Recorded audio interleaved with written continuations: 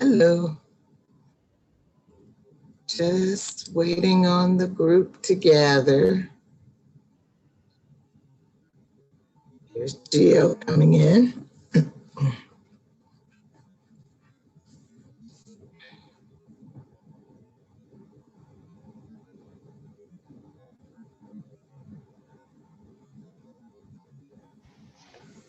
There I go.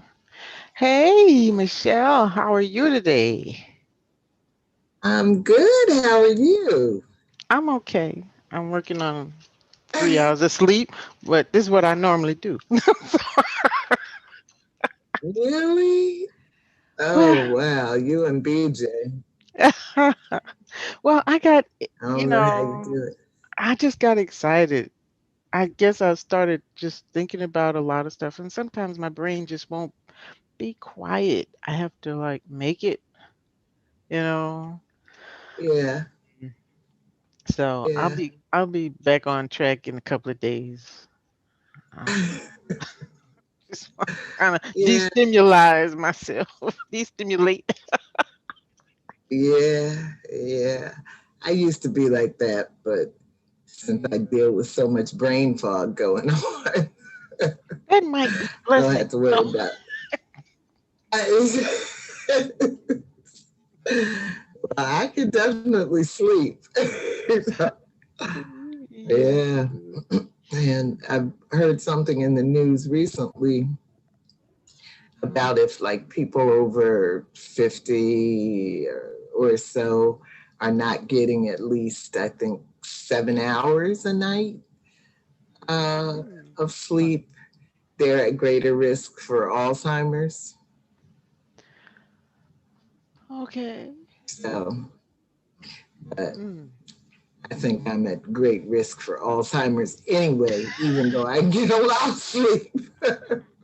Everything is attacking the brain. Okay. Yes, yes. Yeah. Uh, So I don't know where our crew is. Nicole is not coming tonight. She had a death in the oh. family. Oh no. Oh. Yeah, I'm sorry to hear that. yeah. Mm. Um, and that's all I know. So let me just check my messages over here. Okay. Well, it's Yep. early yet. Somebody might pop up. You know, we only got 2 chapters to do tonight. It's easy. Yeah. Yeah. So I, I think BJ said she was coming. I hope so. Um, and I guess Kim is coming. Um, so that's probably it. Because I don't think Vanita's coming. Yeah, you Okay. never know with Vanita, but Yes. she's She's wild and she's free. Okay. That's okay. yes, and she likes it like that. Yep. And That's okay. she's not reading this book, so I'm not Okay. expecting her. But Kim and BJ. So Okay. what else is going on? Anything good going on in the news? It's just bad news everywhere I turn. Ah, yeah. Pretty much. I'm just, I just kind of, like glance at the news. I turn on the local news and I say, okay, what craziness are they coming up with now? Because, I live in a red state, so it's always crazy. So, Yeah, and then I look at yeah, and then I look a little bit at the national news. Okay, they're on that trip. I'm not letting all that in me, okay? Till they got to figure it out. Because I'm not really paying a lot of attention because it's just too much. yeah. What am I It going to is. do about the decisions you've decided to make about my life? Yeah, No, yeah, that's not the narrative I get down with. Okay? I'm not doing that. That's just it. yeah, yeah. No, they've gotten crazier than usual. Well, There have been a So lot of shootings, haven't there? Or at least they're publicizing these people. Everybody, yeah. everybody gotta pick up a gun and shoot some folks because I don't know. I didn't get treated right when I was there, even though I was a lousy employee. I don't know. But, just put on your grown up pants, okay? Go find something else to do with your life. You know, mm, Yeah, I think there's so much people have so many mental health problems. yeah. Um, did you watch the Oscars? No, I did not. I forgot even, this is how disconnected I am with local events. I didn't even know they were having them. I'm like, okay, I know what I like. But okay, so did your favorite people win? What happened? Well, I don't normally pay much attention to it, but I guess there was so much advertising going on. Seemed like every podcast or every channel I watched, there was some kind of ad. And then I had just watched that movie on Netflix. What's it called? The one that won Best Pick, Nomadland. I had just Oh, seen it the night before. And I was talking to one of my friends and I was saying, I know this is one of the, it's nominated, hmm. but I don't know. I couldn't figure out what the great appeal of it was, but it ended up winning Best Picture, Best Actress, um, Oh Best man. something else, maybe Best Director. It won a lot of awards, and So, it's about older white people who live in like the desert states. Um, and are basically homeless. They live in their cars or RVs or trailer type stuff. Um, hmm. and so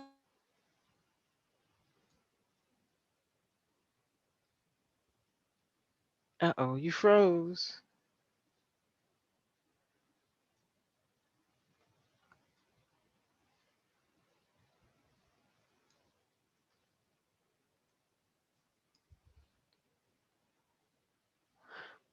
Oh, Michelle, you're frozen.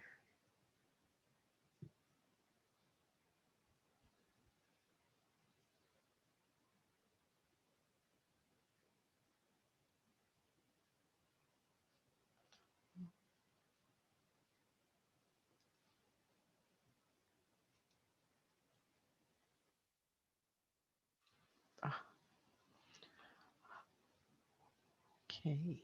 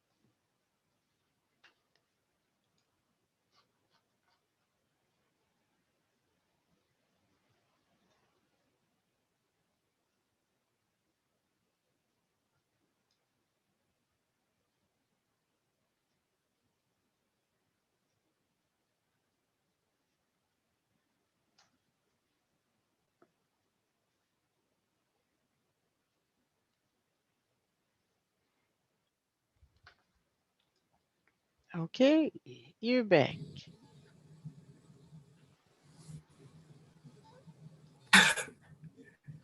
Okay, you're back. I guess they didn't like you talking about the Oscars.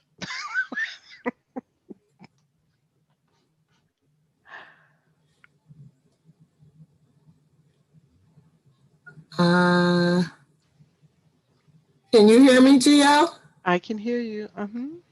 I can hear you. Okay, it's telling me it can't start my video, so let me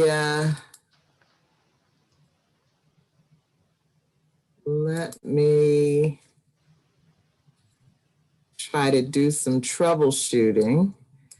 Um, Actually, let me see if I can make you the co-host so you can let people in if they come. Okay. What is going on here? Start video. All right, I'm going to go out and try to come back in. Okay.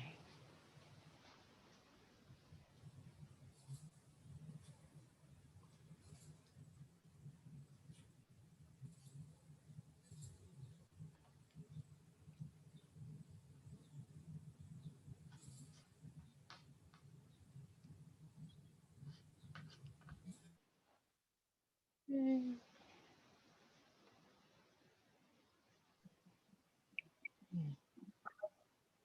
Hey, Kim. Hi, Jill.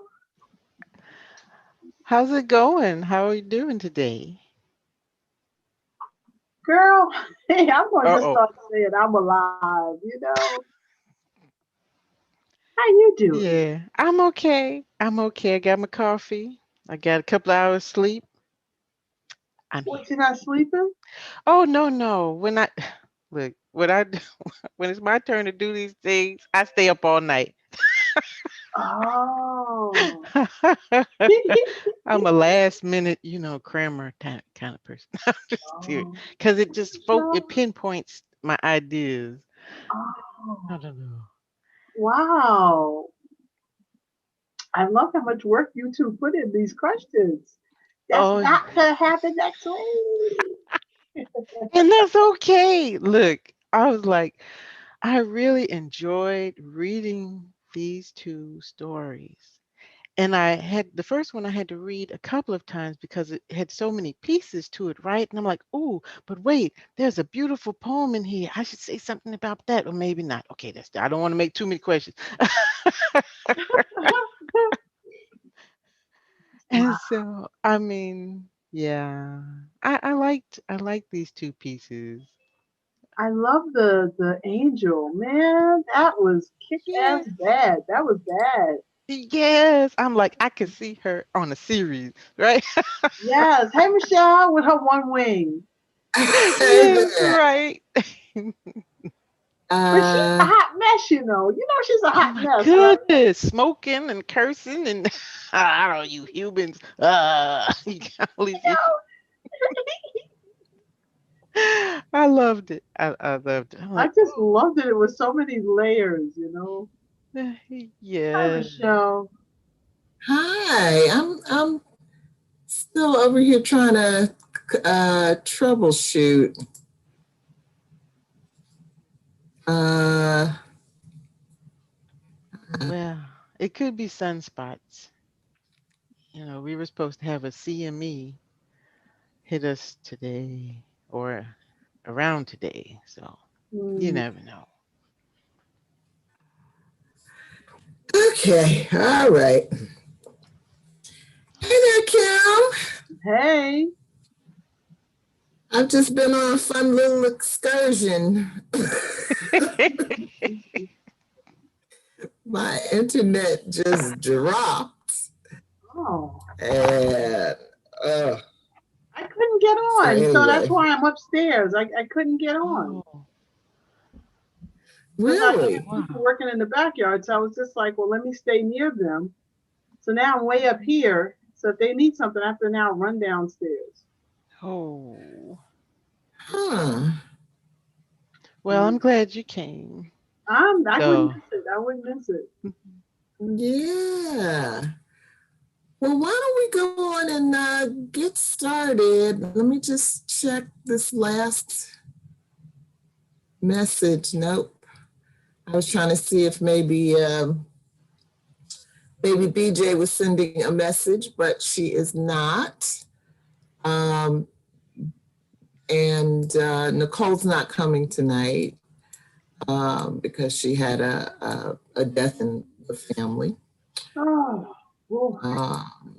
So I think it is just us for tonight. And so we may as well go ahead and get started while I have internet service. okay. You I want to invited a start? young lady to the group. She may start on next week. Oh, Oh, that's good. cool. All right. Is Maybe. she in the private group? Yeah, she's a poet and she writes sci-fi. Okay, but I mean, did you add her to the session 15 private group? No, yeah, I Okay. can do that. She just, I think we just became Facebook friends yesterday or the day before, so I can do that. I've just been having one hell of a week medically, so Oh, I will do that. okay. Okay. Hmm, okay. Jim, you want to get us started? Okay. Is there something we're not recording? Is there something I needed to do or Oh are you gonna no. do it? Let me do the record. Okay. Okay. All right. Thank you. Okay. Welcome everyone to the second meeting of 9 of the Global Black Feminist Reading Circle. We are reading Octavia's Brood, Science Fiction Stories from Social Justice Movements by Walidah Imarisha and Adrienne Marie Brown, editors. Tonight, we'll be discussing two stories. One, Evidence by Alexis Pauline Gumbs and Black Angel by Walidah Imarisha. And at this time, I'd like to welcome our other participants. Let's and have them introduce themselves. So let us start with Kim.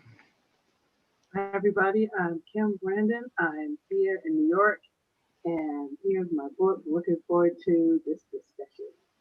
All right. Thank you, Kim. And Michelle. Hi everyone. I am also in New York. And here's my ticket. I'm Michelle Odom in Brooklyn. All right. Thank you, Michelle. And I'm your facilitator for tonight. My name is Georgette Moses, and I am joining you guys from Columbia, South Carolina. And I do have my book. It's digital, so I cannot show it to you now. And I just want to send a shout out to the rest of our lovely group and let them know that we're thinking of them and miss them and all their wonderful contributions to our meeting of minds and spirits. So, um, let's see. So next week, Kim, you're up as our facilitator. Can't wait. Know it's going to be great. And is there anything else we need to want to touch on tonight before we get started, Michelle, or want me to? No, I mean, we have looking at facilitators at the end, but if it's just the three of us here, then I guess we should skip that part. So that's it. Okay. All right. All righty then. Let us dive right into the summary. And I have to say again, Michelle, your illustrations are just gorgeous. I don't know where you find all this stuff, girl. You're just good. Thank you. Okay. So, in Evidence, Alexis Pauline Gumbs explores what it looks like to collectively create a world and write yourself into it by means of time travel. Not the Buck Rogers kind, though. This is time travel through intellectual practice. She deftly and lovingly writes a story that asks these questions. Do we time travel through reading, writing, and thinking? Are we actually receiving messages from and sending messages to people who lived in different generations through the way we use language? And if so, in this quantum entangled universe where the self is understood as a vessel open to time and fueled by presence as multiple as it is singular, what would we say to our ancestors and they to us? In Walidah Imarisha's Black Angel, an irreverent, gritty tale of an angel kicked out of heaven for disobeying God's order to gaze upon the infinite beauty surrounding her, contemplate his awesome majesty, and refrained from intervening in a bloody genocide on the earth. This cigarette smoking, foul mouthed former angel of mercy has got some issues. With just one wing and two pocketfuls of shame and self pity, she fights and stumbles her way through a series of choices. The earth was pain, but it was also beauty and love. And ultimately, an angel's got to do what an angel's got to do, champion bravery beyond words and immense acts of love. And so, let's start with evidence. Now, we can either go in order or you can pick some questions that jump out at you. Hey, we're going to do a Vanita. We're going to be wild and free tonight. So,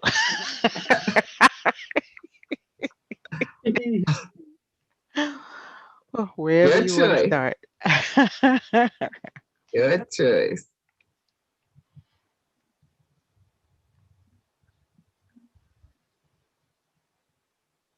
Well, okay. Let's start with question number one. So, Kim, would you read that for me, please? B is for brilliant. A 12-year-old how do you say her name? Alandrix, I think. Elandrix uploads a dream love letter to her ancestor Alex from a time after capitalism and many generations after the time of silent breaking. A. If you were to write yourself or an ancestor a letter from the future, what would be the most important things you would share? Um, B. How do you interpret the time of silence breaking mentioned in the story? C. Are you in a time of silence breaking now? Why or why not? And D. Were there any elements of Alandric's love letter that moved you? Okay. Thank you, Kim. Mhm. Hmm. I love that this story. It just was so hopeful and so beautiful. So it was just what I needed to read to hear that we get it right in the future. And I love the line where she talks about the way you yeah, that last sentence, it just goes, in terms of how you transform everything, is that you breathe deep, um, beyond your young and frightened self, and then you let go and you hold on again. So then you'll need to let go again. So that it's not even a perfect path. You just keep working towards transforming and be something better than we are right now. And I think there are some people who live like that today. So I thought that was just so encouraging. And so if I had to write a letter to myself uh, from the future, I think it would pretty much say something like that. Don't give up. Don't take all of this so seriously. Um, and I would hopefully be able to say to myself, how do you manage? How do you deal with oppression and racism and the police killings? How do you process that? How do you accept the unacceptable with your eyes towards the future? So that's the response that I would like to write to myself from the future and say, you know, we were looking at this, but we could have been looking at this. Because there are often times where I think that if capitalism is, if we're all capitalism's bitch, for example, then I think then we have all the power because we're the ones who are feeding the monster. And so I think a letter from the future might say, remember those 75 pairs of shoes in your closet? That fuels and feeds the oppression, and it pays your taxes and salaries for the same people who you are afraid of. And so if you're ever concerned about people taking over, find out what their bottom line is and avoid it by any means necessary. So do the marching, do everything that we're doing right now, but also look at how the weak spots of capitalism and money, because there are some weak spots. They need that black dollar. Yeah, that's right. All right. Thank you, Kim. Mm-hmm. That's going to be an empowerment fiery letter that you're sending back there. Look, girl, stop buying that stuff. I'll sign it with love. I'll sign it with love. Yeah, yeah, that's right. That's right. And what do you think, Michelle?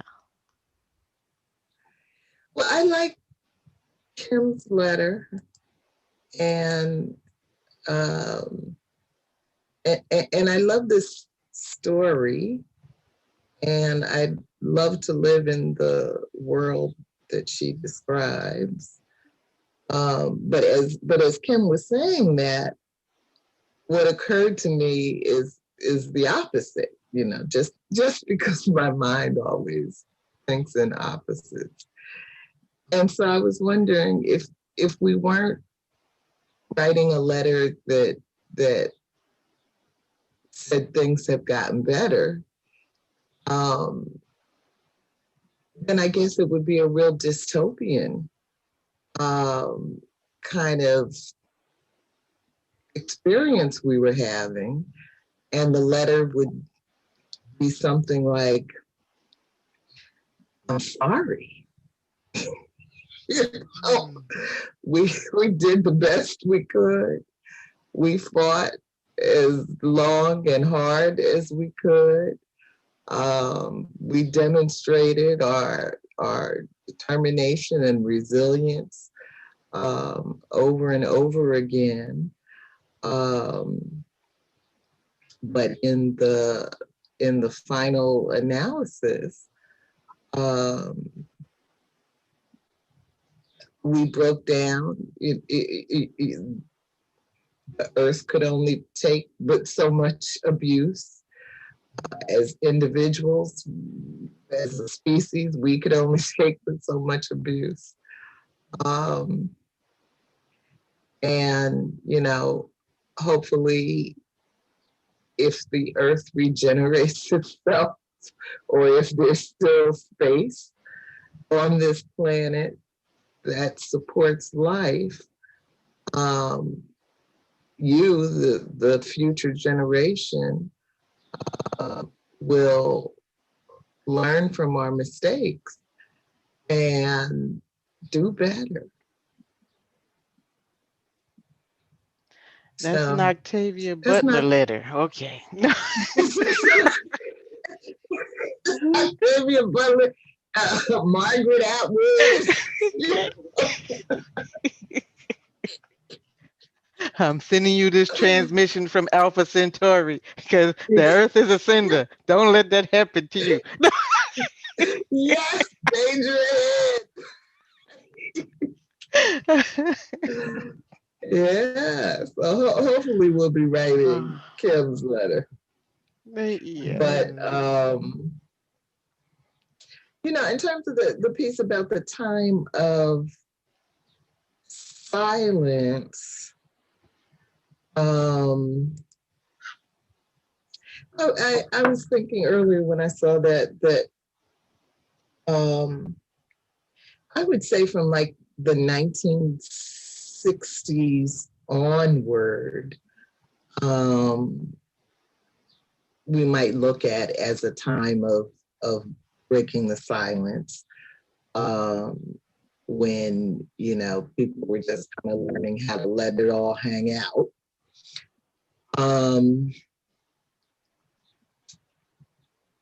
But as I do think we still live in a world where a lot more people are comfortable speaking their truth, are comfortable not tolerating things that feel wrong to them. But, I think we still have a lot of backsliding and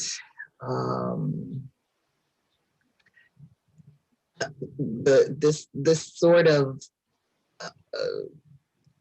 sprint into fascism that we seem to be taking in this country. I think a lot about those people who seem to adore Trump, and you guys have heard me talk before about the series on Hulu about Scientology by Leah Remini. And so much of what is happening in the larger world that we're in is so similar to the kinds of tactics that the Scientologists use, according to Leah Remini, where they just really, if you're not going along with the program, they just really go about the business of destroying your life. And so when I look at the Trump supporters, I wonder, do they genuinely believe the stuff that's coming out of their mouth? Or are they really just under some kind of threat and don't have the courage or the whatever to overcome it? So I'm just saying, I think that we still have a lot of people who are silenced because of the individual circumstances that they find themselves in. So, yeah. Thank you, Michelle. You made me think about two things. So one, with your opposing letter to the past, made me think about the prevailing or the doctrine that we've accepted of time travel through our stories and through certain scientific schools of thought, that the time paradox thing. You can't go back. If you change anything in history, you might kill your grandfather and you'll never be born. Right. And how it's been disproven, but people are too afraid to accept that. And so,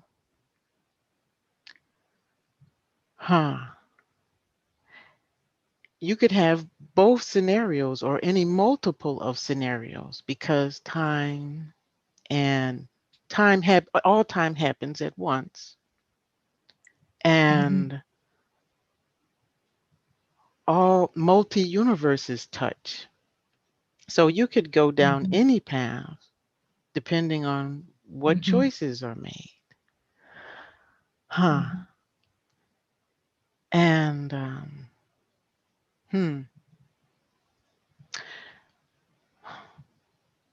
the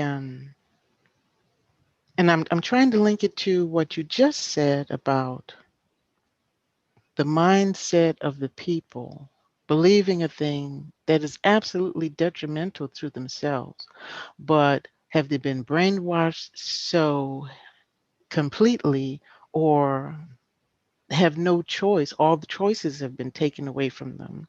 So they could not really accept the consequences of the truth. And so that's kind of like how people still cling to that time travel paradox. Huh. And also, like Kim said, that capitalism is the end all and be all of how we will succeed and survive, when obviously it's not, and never really Mhm. has been created for masses of people, but just for particular people to um, amass resources and keep them under their control. And so trying to link that to the time of silence breaking, I like your theory about, people being less afraid to speak their truth, and speak up about things that they see don't go along with, making humanity, more friendly, more planet friendly, more consciousness friendly. And I Mhm. kind of looked at it when I kept rereading it. I tried to look at it from a slightly different point, um, in that we are kind of in, there's a social aspect to it, like what you were saying. And then there's also a scientific aspect to it, I think. And that is recognizing that everything we've been told about existence perhaps is a lie or half a truth. And so then we must Mhm. be forced into going along with these institutions that have been created, even though we know, because we suffer or we see other people suffering because of them, that they don't really work. There is some other objective here besides the continuation of the human species as, an intelligent part of the universe, I, I guess. Mhm. Um, Things like, and some of the things that this story and its different components opened up, or just correlated to some of the stuff that I'm doing, is the what's being really pushed now, if you notice, is this meditation. Everybody's got a different way to meditate. This is how you change your life. You create reality from the subconscious. Mhm. And I'm a person of synchronicities. When I see stuff happening, and then, oh, well, there it is over there, and then that's that same information over here too. I Mhm. follow the breadcrumbs because there's something about it. There's some truth there, that's Mhm. been hidden, and they're, little breadcrumbs, little pieces they're revealing to you here and there. And so just the idea that the conscious, the subconscious, and the superconscious are a real thing, and that most people can't accept that because they've been indoctrinated into some kind of religious or religious social, like Scientology, you know, Mhm. club of thought. So to keep us uh, always divided and never seeing a way forward into this kind of beautiful picture of the future that Alexis Pauline Gumbs is creating for us, a beautiful possibility, right? After you Mhm. get through that pain of whatever that climate change, or that physical eruption that we've caused through our unloving ways of to care about the environment that we're in, that repercussion, right? You're talking about the earth snapping back. Oh, I'm getting rid of all of you, shaking you off like fleas, or some Mhm. such thing like that. you know there's a time to restart, to be able to restart. I think there's a place in the story where there she's talking about, right after the time of silence breaking, that the woman writes her message on the wall in for all intents and purposes, I interpret it as her blood, because that's all that's left to write on the wall. And she thinks she is alone, but then the archaeologists, discovered more evidence of that. She knows she wasn't alone. There were other people, so like-minded people who are ready, who've been broken down to the nth bit, right? Ready to build over with the only thing that's left to build over. But the way I interpreted it was really they had it all along, but couldn't see it. And that was the science of unconditional love.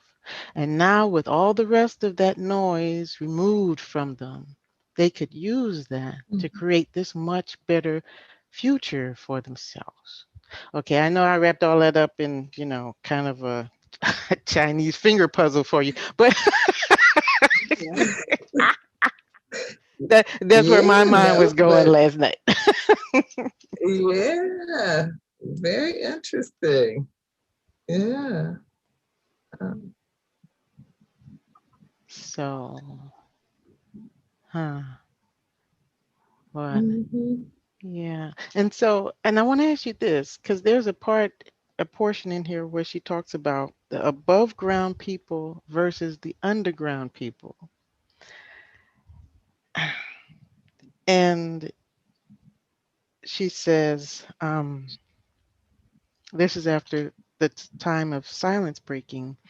Their retreat caused the silence to break and the breaking of the people who were left. So you remember that passage? I think it was, what page was it on? But it kind of made me think about who was it? Who was the guy who wrote The Time Machine? Was that H.G. Wells? Okay, I'm on.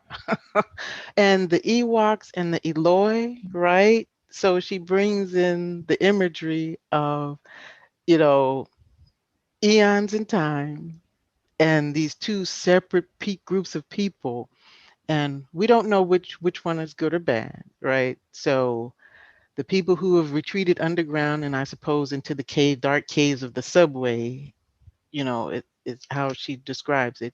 And the people who are left above. Now, who are those people who are left above in the coming ice age? So I don't know. What do you guys think about that?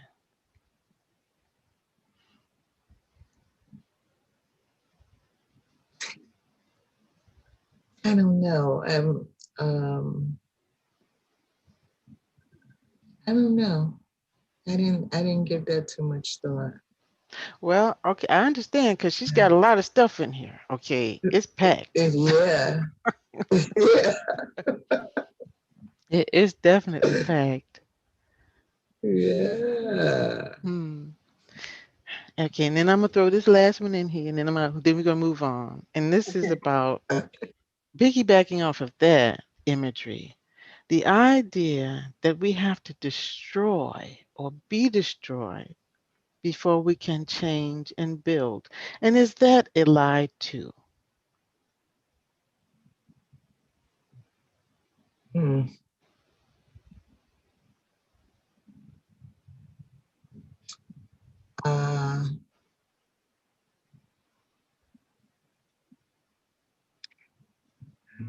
I think that figuratively, yes. I think that if you're looking at transforming oneself into something new, if you're a group of people that definitely need to be something new because you are, just working against nature so hard, I think then you do need to become something new. Realize that all this stuff, all of this need to look a certain way, act a certain way, be seen as something, as opposed to just being, knowing who you are, accepting the truth about who you are, and that you don't need 98% of all the stuff that you're trying to accumulate. So when I look at some of these billionaires, you just go, how much money do you need? And you still need to just murder people. Just so that somebody in Brooklyn can have a hamburger, for example. You know, I just think that there are a lot of things that if we care about the earth and if we care about our own longevity, there's certain things that we have to give up and pay attention to. And that's almost like going from the caterpillar to the butterfly, that you got to be willing to stop crawling. You got to get to a point where, and I think in that cocoon, I don't know, I think there's some painful stuff happening up in there. I don't think that he's up in there saying, okay, pull my legs off. You know, I'm ready for this to go. That's a good point. I think he might be up in there screaming his little caterpillar behind off. So I don't think that it means that everything about us has to die, but I think some of our nature has to go. Mm-hmm. Okay. Thank you, Kim. I liked everything about that except the screaming caterpillar. That sounded like a horror movie. What you think he up in there sleeping? Come I on, hope so. That's how I want to view it. That's how I want to view it. I don't want to think about him in there screaming and going, "Oh, morphine, morphine, morphine." No, he got some plant drugs he took up in there with him. Oh, okay. Oh, okay. He got some marijuana. Okay. But imagine yourself turning into a monarch. That ain't, you know, it may be pretty, but I don't think it's pretty. You know what I'm saying? Yeah. You definitely have a point there. You definitely have a point. Yeah, let go of something. All right. Okay, ladies. All right. Michelle, can I get you to read question number 2, please? Sure.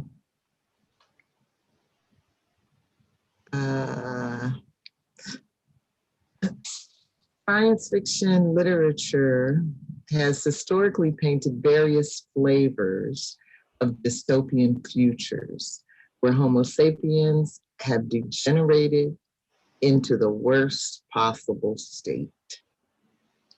Violence, horror, and sex sell reams of print.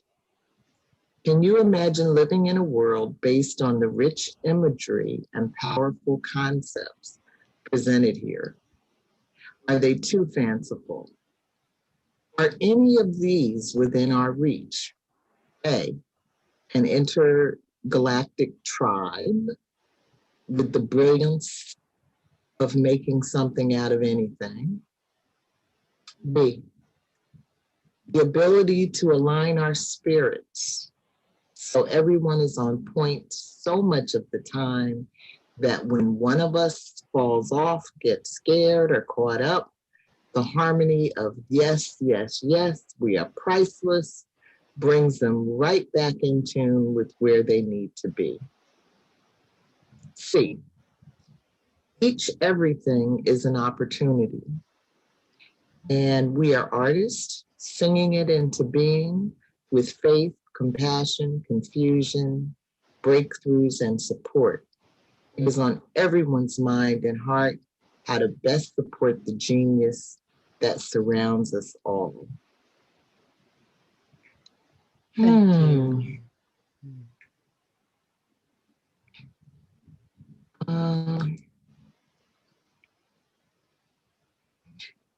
Yeah, it's funny, it's such a beautiful,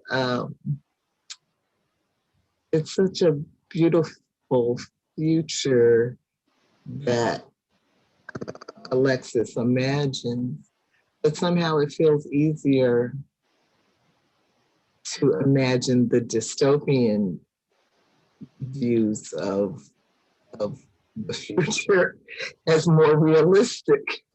I don't know. Maybe I'm losing my optimism. But I don't know. I just feel like I would love to live in this world that she envisions. I don't know if I believe uh, any of these visions are currently within reach, but I do think, we definitely have people, a lot of people, who, have this kind of vision of the future and are trying to bring some of these positive practices into their daily living. And, I don't know if they're drops of water in the ocean, or if they're a whole puddle, or, a lake, or how big that population is, but they're there. And so as long as they're there, there's the potential that there could be more.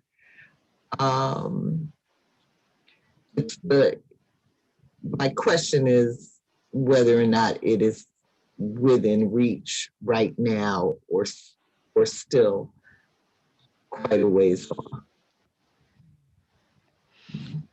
All right. Thank you. Kim? I guess for me, I was always this fairy tale kind of kid, like just believing in unicorns and fairies and stuff. So I'm loving it. I'm loving it, and I'm just like, yeah, let's go, let's do this thing. Um, so how we get there, I don't know, but I would just love that, and I think I actually have issues with how the world actually is, because I always thought that as I got older, the world would get better. And as we marched and as we did, especially my mother did a lot of work in civil rights. And, I just always thought that things would get better. And I think this year kind of woke me up even more than I thought I was, and just kind of say, every step that you make, somebody else is scheming to take that step back and take another step. And so that's hard to you know sit with at the same time that we're going through this pandemic, and that life as we know it has changed. Um, so how do we get to this utopia? I don't care how we get there, but the thing that comes to mind where I resonate with Michelle is that for me, I think that whatever this place is, what's that saying? The best offense is a good defense. Mm-hmm. That there would still have to be some boundaries and a little bit of ability to kick ass for any group that decides they want this utopia to stop. So I think that there would have to be boundaries and borders, and as more and more people follow that way of life, you can start to pull back on the boundaries and the borders. But I think there's got to be a level of protection until there is a massive amount of people walking in that path, so to speak. But I don't think that three of us could just get together and say, this is our utopia. Anybody could come. The doors are open, the windows are open. Oh, we lost Michelle. Oh, no. So, Oh. Wow. I'm loving what you said, Kim. yeah. Oh my goodness. Oh, I know Michelle's internet is acting out. Mm. Yeah. Yeah. Yeah.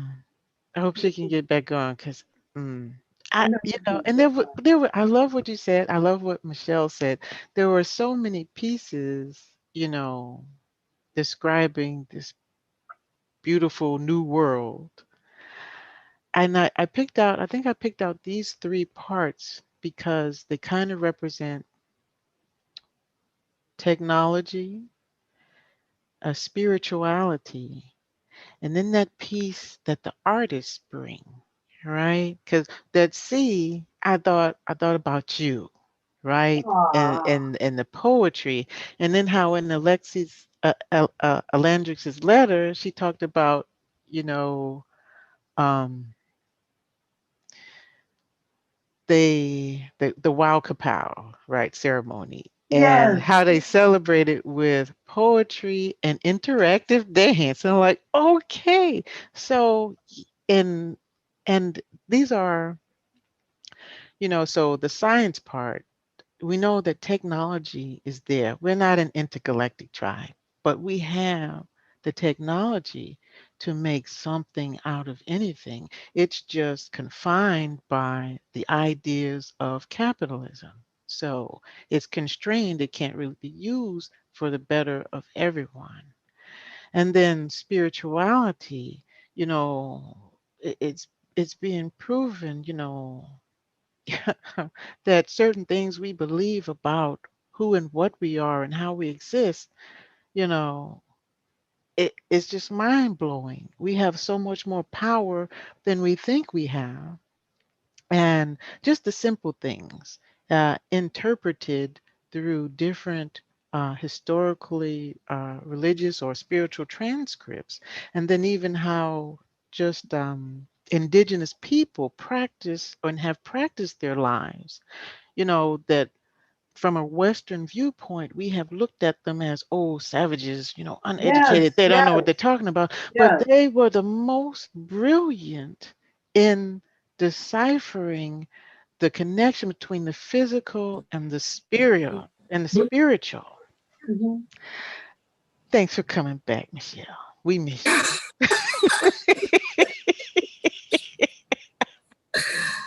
I don't know what's going on with my internet tonight. Oh, No worries. Jeez. we must be talking some real deep stuff. Sit with you. Oh, shoot. Uh, so I was just talking to Kim about, there were so many different aspects of how beautiful this new world was that I kind of concentrated on the three things that have a link to the present, and and that's so the technology, right? We're not an intergalactic tribe yet, but we do have the technology to make something out of anything, but it's constrained by the ideas of capitalism, right, and profiteering instead of helping everyone. And then the second piece is that spiritual element and the real truths that have historically been either hidden from us or veiled in different language, so that we don't understand our connection to who and what we are and how much power we have beyond just the physical matter. And then the third piece was the arts, right? What art and poetry and music bring and how it creates that connection and that interpretation and the longevity of the history and the things we hold dear. We have those things, but they're all separated because of capitalism and because of other things that divide us. And then I liked what Kim said about protecting, right? We could do this, but we have to protect what we have because there's always somebody ready to take it away from us because they don't think we should have it, or they can find a way to profit off of it because they don't think we're using it right. And so, and I understand what you were saying too, Michelle, about, it's hard to imagine this kind of, possibility, what we could do, because they've told us, no, you can't. And then they've shown us, oh, no, we're not going to let you do it either. So that, and thus, A follows B, you can't. So it won't be. But I loved how Gumbs put it there, wrapped in all of this Yeah. this wonderful language. We Yeah. got it. We just have to figure out how to break the silence about it, right? So everyone could accept it, and then we can use it and know how to protect it, right? Because look at the indigenous peoples of the world. They already had this connection, but they were maligned as savages. They didn't know what they were doing, but they understood it. They understood everything about how to make their lives work with where they live. And it's a ideology or a methodology that can be expanded into a planetary thing if we kick capitalism and every other ism to the curb, because it's not a study about life, a practice about life. It's just life, and it's just love, and how to make that stuff come together and work for us all again. So, okay, that's all I I got. guess what comes up while you're speaking, Gio, Mhm. is even if we go in the other direction and take the letters personally, and look at what I need to do in my own life, in my own sphere of influence to live this way. And I think then all of a sudden you'll start to see a shift if it's individual initially, and then individuals can connect because the energy will start to vibrate higher. And then the other thing that came to mind while you were talking is, what if this is what existed in our homes as we're raising our children? And you can kind of just say, this is how our family operates, and not let so much of the world in with where the kids are. All that television, all of that Facebook stuff, all the crazy stuff that they have to put up with. That if we could make that voice stronger, because I always say that when I was raising my daughter, my voice wasn't as strong as Facebook and her little friends on her phone, as my mother's voice was strong for her children. So my voice was smaller than a generation ago. And so if we could flip that, and all of a sudden what the children are learning before they get all connected to technology is this sense of the future, and the home is this utopia. Oh, I would just love Yeah. that.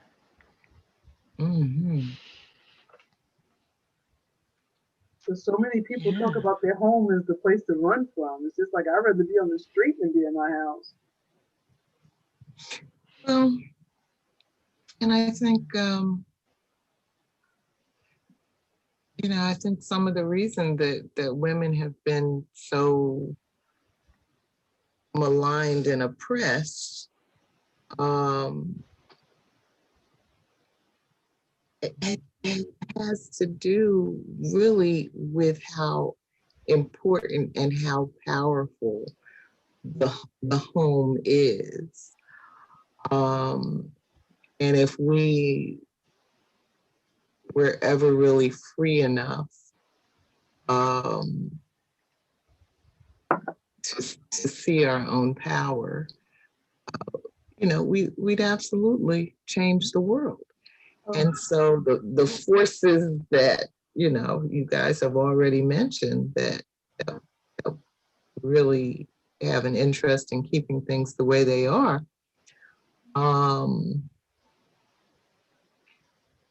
recognize the power. And, and this is why I think women are so abused, all over the world. But I was listening to a podcast today, and one of the words that they kept using, which I don't know what it means, so I don't know what I'm saying. But the word is fractal. Georgette probably knows What's the what word? it means. And Could you repeat the word, please? fractal.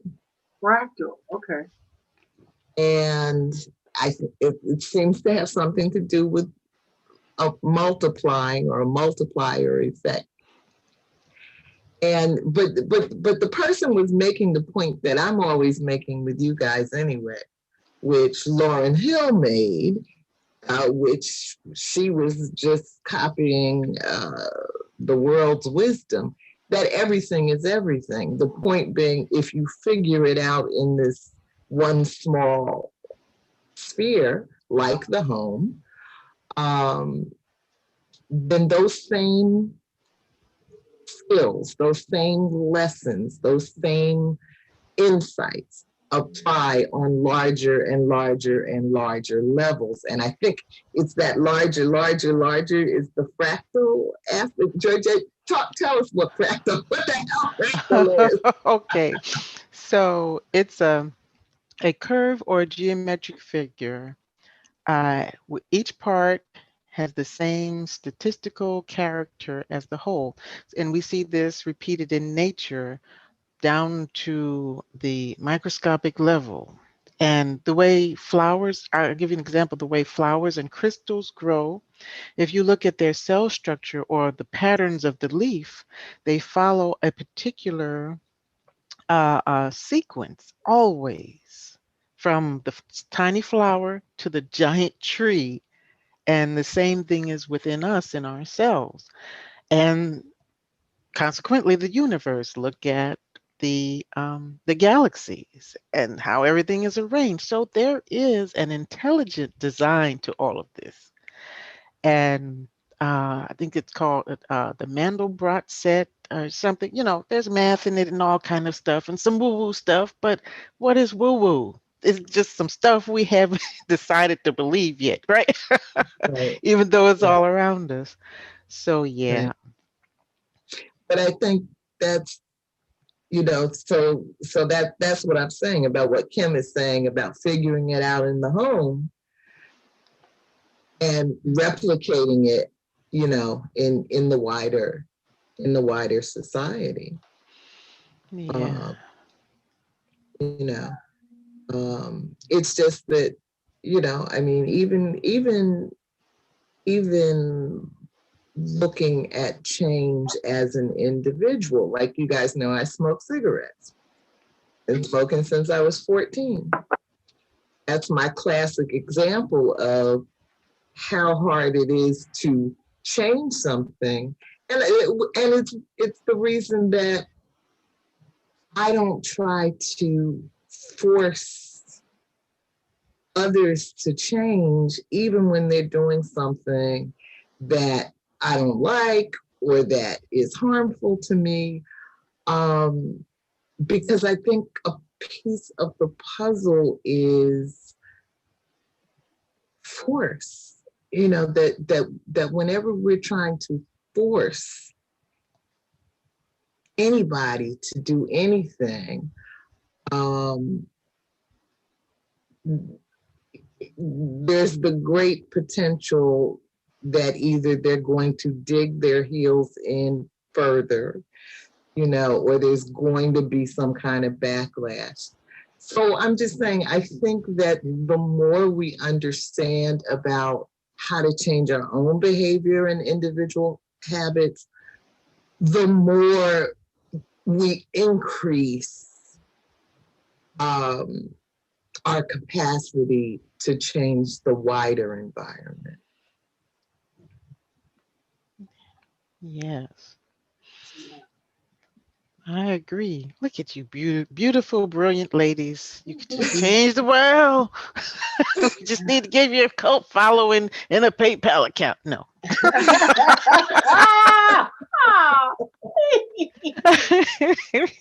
That ain't right.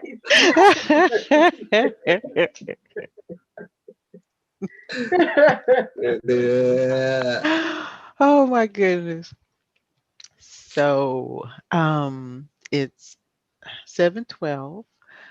We can move on to Black Angel if you guys want to. I've got a couple of questions under here. So what do you want to do? Yeah, let's move on.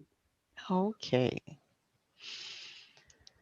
So let's see. I need to start highlighting questions like Michelle does. Michelle ain't no joke, man. She I ain't know, no right? joke. It's like we're going here now. Okay.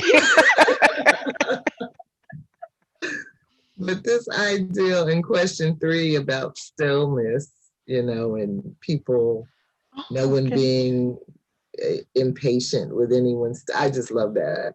Yes. I I wish think they're we could talking to get there me. because I think a big part of how we stay trapped on the Ferris wheel is this: everything is moving so fast and you gotta rush, and that COVID, gave a lot of people a chance to slow down. Now, it's my lifestyle, so it wasn't new for me, but it was interesting to see so many other people at the same time having this opportunity, really, to just kind of slow down. And so now, as they're starting to go back out into the world and the workforce and all of that, so many people are really questioning which of those habits they want to get back into, because they just had a minute to sit and think. So I think that's just one of the ways that capitalism, throws a wrench in our program, keeping us so busy, never having the opportunity to sit still. Yeah. Yeah, that's true. Well, thank you, Michelle. I'm glad you pointed that part out in the question because we might have gone over that. Because I definitely felt that way when I saw those lines. And it's just, I made that connection too. It's just like all of our lives, we've been educated that in order to be of value, we must be busy doing something. We must be working either for someone, mostly for someone, making them all the money, or or be some fantastic entrepreneur, but still all revolved around money. But what if there's more that needs time to allow to grow, right? Mm-hmm. Than just fiat money or ones and zeros in your bank account, like those poor people who lost $2 billion in digital crypto coin this past week. Dudes, what are you thinking? Okay, it's all made up. So if you have time to sit still and not be worried about whether your religion tells you you're lazy, shiftless, ungodly, unholy, or your boss is like, you're lazy, you're shiftless, and you ungodly, you unholy, then you have time to think about the things that really matter. Then you have time to develop yourself and think about things like what Kim was talking about. How am I dealing in my home? What kind of environment am I creating in my home? Even if it's just me, or if, I got a family, of little or teenagers or even adult children here, to make this conducive to them being the best, whoever they are, right? And not being afraid to speak, not being afraid to grow, creating these kind of environments for them. And I think not only capitalism, but a lot of other isms, they put that pressure on you. You better be this cog in this wheel, or, we're going to make you feel guilty. And then we're going to punish you for it. We got places for you. Okay, we're going to put you in this prison industrial system. Things like that. Mhm. So yeah, I thought that was those two lines were very, very powerful. And I think in terms of being impatient is when we are the person who's being impatient, when we're the boss, when we're the mother, the this or that, where we're saying, you know, if you love me, if you like it here, then you need to jump through these hoops. and it's very important to me that you jump through these hoops. And Mhm. I was talking to somebody this morning about honoring and accepting other people's decisions, even if that's not a decision you would make. And even if this decision in your eyes, my eyes, is detrimental to their life, you still have to kind of honor that and say, oh, you discovered crack. Oh, okay. I wonder how long you know, try to make that work. Okay, okay, no problem. If that's your choice, I need to honor it. And I have not. I have looked at people and I have said some judgy stuff. So it's just wonderful to kind of be able to say, oh my God, my responsibility is to accept other people's decisions. I may not like them, but I can't, give them the stink eye or anything like that, but to really just say, oh, you don't want to wear a mask. Okay. All right. All right. I'm just saying that with patience, learning to accept the unacceptable, and I think that is almost like a spiritual evolution that everything doesn't have to go your way. This is like I think so many Americans think that this country's like Christmas, and that if we don't get the presents, we don't get what we want, then we got a problem, as opposed to saying, well, what is here? You know, let me just accept what's here and make do with what's here for now, as opposed to worrying about how this crack is going to impact your life in 5 years. You know, Right. yeah, the personal. Mhm. Yeah. Well, I just love how you ladies just take these little words I throw down on this paper and then you just transform them into whole deep That's decent. conversations, man. I love it. I love it. The future's black. We won't need shades. No, okay.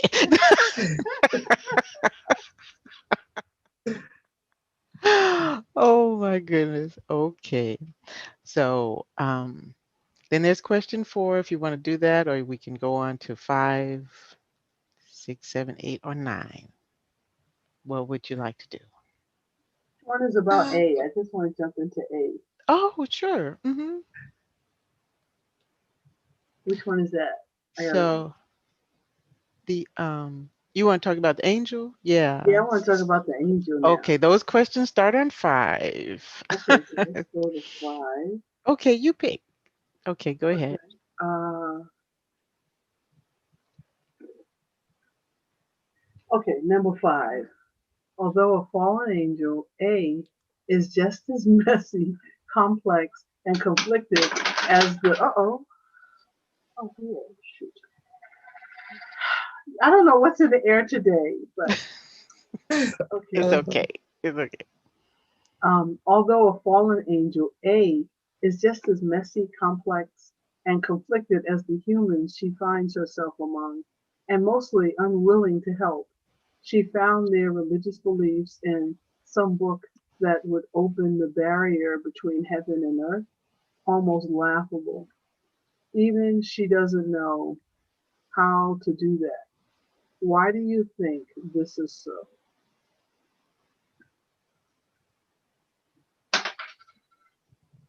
Um,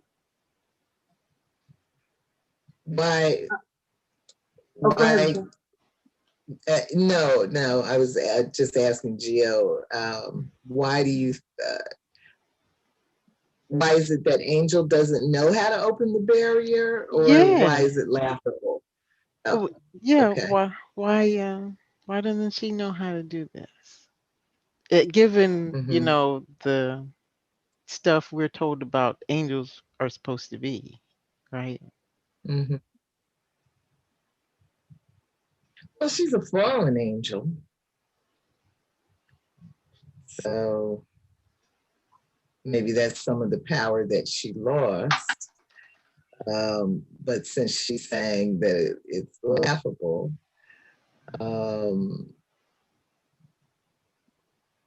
then I think she's saying she never had the power. And nobody does.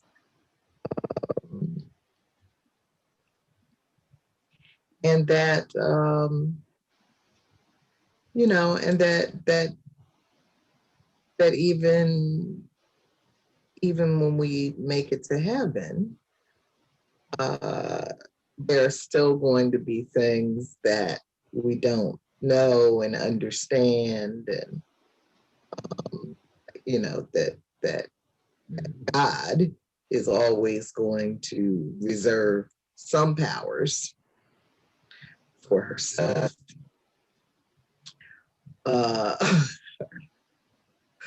So yeah. So I don't know, but I love this character. Yeah. I love this character. I kind of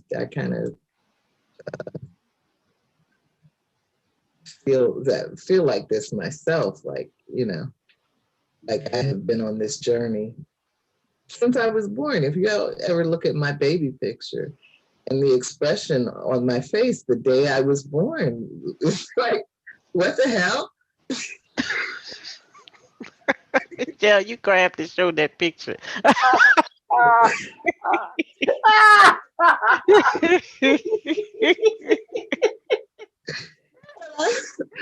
think I've been trying to figure it out ever since. We don't have to live like this. And what did I do to piss God off that would cause me to end up back in this place?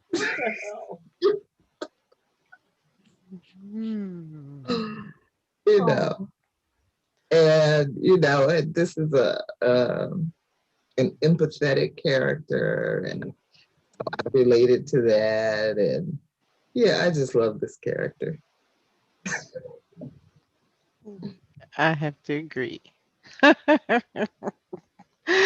But wow, you know, Michelle, when you said that about your baby picture, it immediately made me think about all the documented accounts of small children who remember their past lives. So maybe that's what happened to you. You're like, wait a minute, Yeah. this ain't going to turn out well. Right. Yeah, yeah, and look at this situation. She got into trouble with God because she was asking God, you know, well, can't you do something about these problems on Earth? Now, picture that being me with all the questions that go, and I'm like, damn, I was just trying to answer your question, God. What are you so mad about?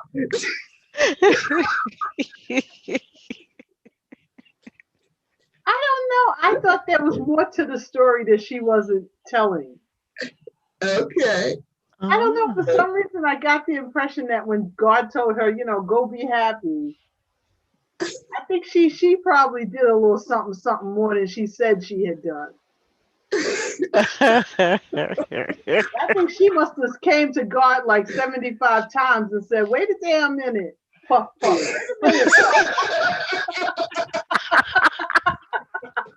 I don't think that she was all like sweet up in heaven either. I bet she was the only angel with a black leather jacket. She was just like, look at here, Puff. Fix this shit. That would be me. Oh my goodness. People suffering. Fix this. Yeah. Oh my goodness. She even got to heaven. I swear to God.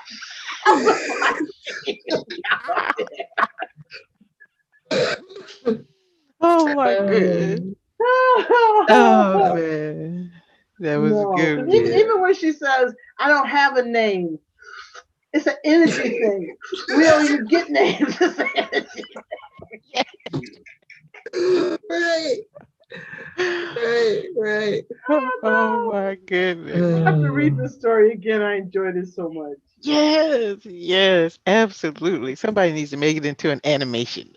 'Cause it's just And it should be a whole book because now she has two people living with her that she doesn't like.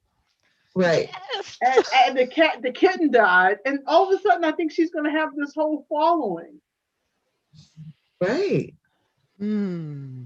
Right. Yeah, I can see episode 2 where the immigrants come to her and say, knock on the door.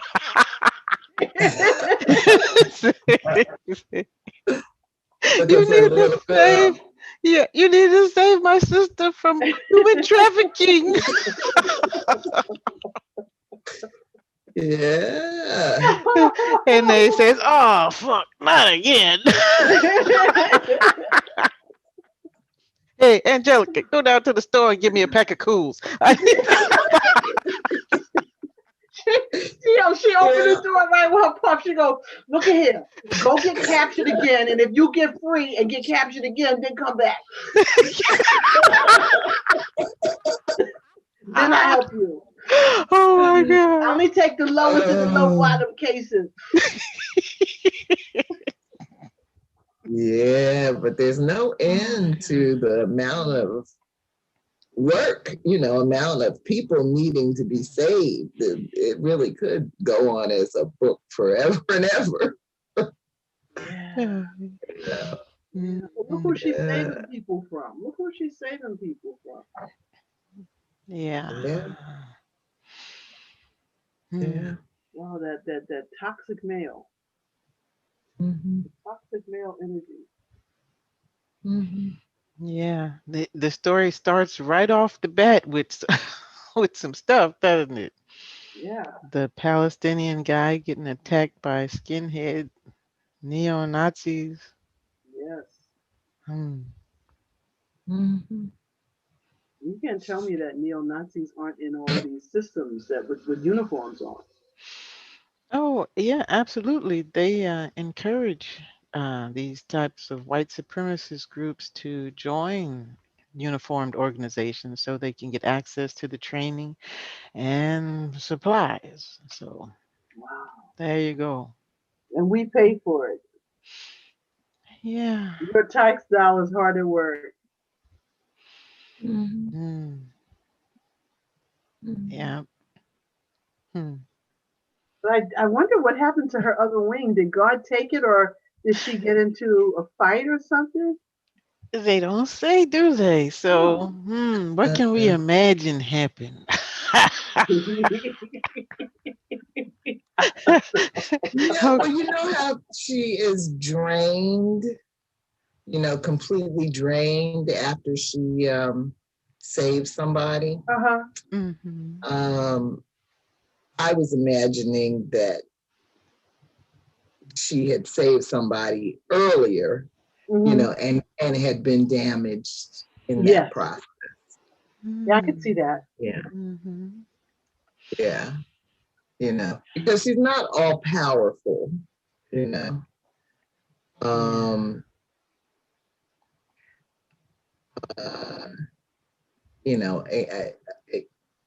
angels have their own vulnerabilities, I guess, so. Yeah. Well, it makes her more likable, right? Yeah. She's not perfect. And because if she was impervious to everything, we would quickly lose our connection to her. Well, she could just run through all that whole, gauntlet of cops and save everybody. But she can be wounded. Well, she could have been a little further up the line. You know what I'm saying? I thought when all those bullets attacked her that was the end of her. Yeah. So But I love these fallen angels. I don't know if you remember this story with it was a movie, I don't remember the name of it, with John Travolta. And he was this angel, and he was like a just a shady angel that all he wanted to do was eat sugar and snacks and smoke cigarettes. Mm-hmm. Kind of a vague, I yeah. can't remember. Was he Michael? Was his name? Yes, I think Yeah. that's what it Yes, is. yes. Yes. So he was another one of those angels that I just adored because he wasn't long blonde hair and floating above everybody. Yeah. Mm-hmm. Yeah. But this angel was Uh, beautiful. I love the descriptions when the Palestinian guy described her, that she was so beautiful. mm-hmm. Mm-hmm. I think he said her face was like dusted coffee with rose something or other, that he wanted to just keep looking at her when she turned her face. Yeah. Uh, yeah, but she didn't want him looking at her. I don't Mm-hmm. think she ever did say something that she wanted. She just talked about what she didn't want. You know, she never said, "Oh, I can't wait to get back to heaven. I want my other wing back." I wonder what she wants, except for people to leave her alone. Hmm. Yeah. This question 9B. Um, Mm-hmm. are there any destruction fighters in your circles, and what have they taught you? That just makes me think about, um, all of the activists, advocates, um, freedom fighter types, um, that pass through the world, and what have they taught you? One of the lessons, I think, for me is that nobody's perfect, and I think um, we get mad with people, or disappointed in leaders when we learn some truth about them, um, that's disappointing. Um, but I think the real truth is that there are no perfect people. And if we need that in other people, um, we're going to always be disappointed. We're going to never have, I mean, I'm not sure we need leadership anyway. That's another issue. But certainly it's unrealistic to expect our leaders to be perfect. Yeah, yeah. Absolutely. Hmm. And it's funny, some people you don't know why they're fighting, or if that's just their personality, that they rather fight than switch, and they're just looking to fight. So, and they fell into this cause, and they made huge advances when it could have been, some childhood something that just kept them fighting. You Mhm. just have people who act out their history over and over again, and a lot of times they make history. And so you're right, Michelle. You can't fault them when you find out that they have clay feet.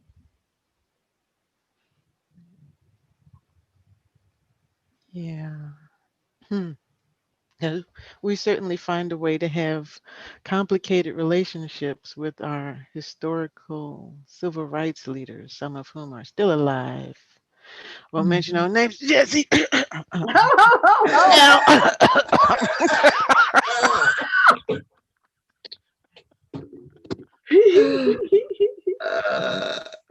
Yeah. wow. Yeah. but it's a complicated system, It and is. it's organized, right? The force that we have to fight against is so very organized. They seem to know all about us, right? How to push our buttons. Um, hmm. A, a lot of storylines in movies where you see the hero, they're ready to do something. The whistleblower's ready to come forward. And then the government makes a call and says, your sister, she's on oxygen. We need you to go to Acapulco right now and shut up. Right. Right. Right. So, we are Yeah. just so, we're vulnerable and we're human and like you say, Michelle, we can't expect people to be more than who they really are. They're trying, right, to step up, and we should applaud and support them for that. And then when people come, as they always do, to attack them and pull them down. And Michelle, I think you shared a link to an article, and I can't remember it all now, but it was about supporting the people who are up there, right, in front. Because Patrice Cullors, it's Right, right. And I thought that it was was, an article that it was written by one of our editors for this book, Adrienne Marie Brown, and yes, she was talking about how Patrice Cullors of Black Lives Matter, as well as other women leaders, have been under serious attacks lately. Yes. Yeah. And that we've got to figure out how to have solidarity and understanding that goes beyond what's presented to us. Yeah. That's Because I excellent. was It's talking an to excellent. someone, Yeah. yeah, and they were spewing all of this this woman is buying all these houses, she's taking all the money from Black Lives Matter to buy real estate. And so I watched an interview where she says, I got a job. I, I work, right. and anything that I have purchased comes from my money. And if it audit me, you can see where I got the money from. Black Lives Matter does not produce money. And so I just kept saying, Mhm. well, why would we be the ones who are saying there's a problem with Black Lives Matter? What would a black person get out of saying that there is a problem with the leadership of Black Lives Matter? And so when the person said this to me, I was just like, why don't you investigate before you start spreading these lies? Because there's Right. nowhere in the world. And they're saying, well, I think what they were saying was that they were paid off and they made so much money because they were paid off. And I'm saying, who would pay them off? What now? Just Yeah. investigate before you start tearing down somebody. Yeah. Oh, Absolutely.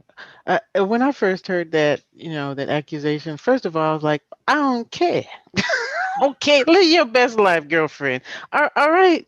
She sacrificed when other people wouldn't step up, right? Okay, she took the slings and arrows. Oh, we sitting back like, yeah, go ahead. Like, no, okay, we weren't doing much except for clicking online. And so, but when I heard it, it was just reminiscent of the that conservative other culture that is always saying, well, no, George Soros paid them to create this disturbance because the ultimate goal is what is it, martial law, and your beef is you're not going to be able to get hamburgers now and your toilet paper.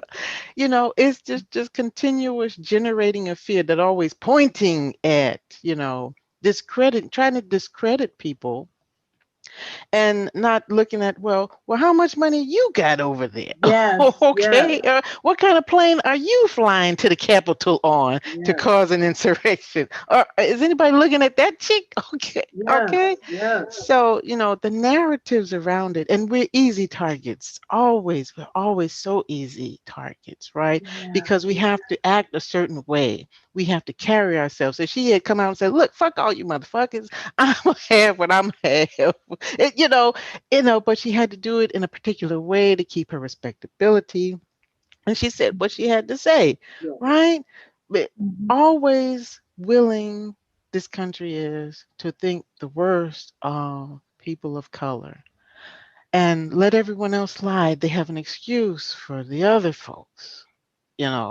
Oh, they're going through some stuff. His wife left him. Having some mental health thing going on.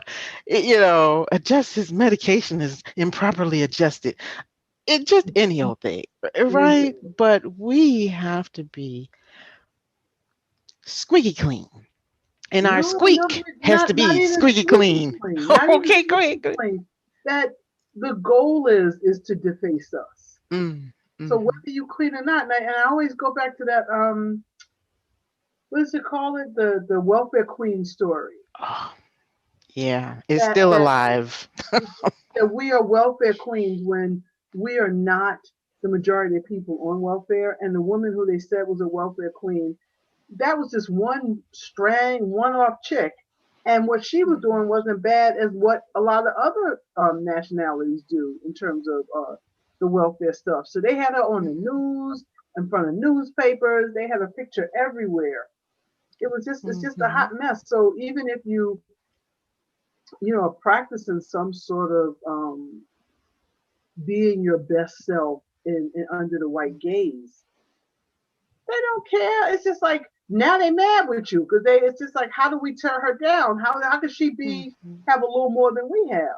And I'm not saying all white people. Don't I'm not saying that at all. But I'm saying Right. that there is the racist ones that are just like, I'm not comfortable that this woman comes in here and she's going to demand that I respect her and that she's not going to give me the comfort that I demand when black people are around. She's supposed to be here to make me comfortable. And my days of making you comfortable are All over, right now. Hmm. over.